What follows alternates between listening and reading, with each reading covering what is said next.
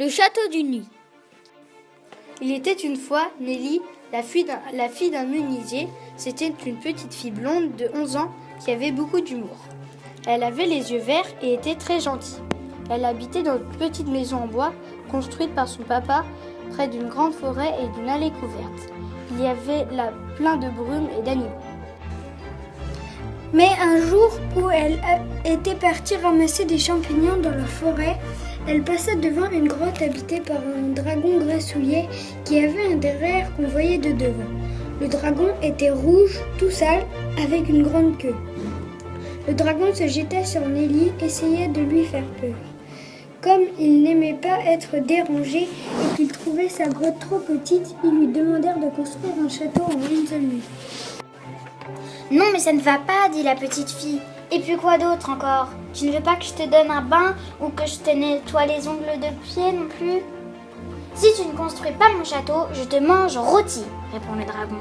Oui, bon, d'accord, dit la petite fille d'une petite voix, car elle avait un peu peur. Et tu ne dois rien dire à personne, rajouta le dragon. Elle ne devait rien dire, sinon il lui cracherait du feu. En passant par la forêt, elle alla demander à l'aide de ses amis les fées qui habitaient entre les pierres de l'allée couverte.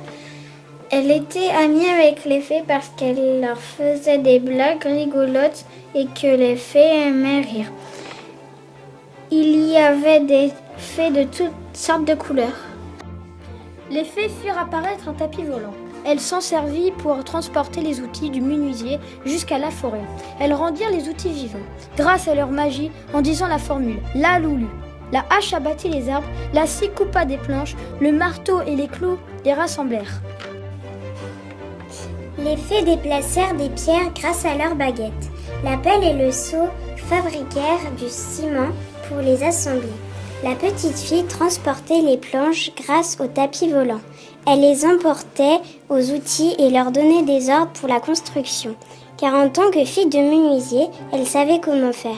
C'est ainsi que Nelly construisit son château grâce à ses amis les fées.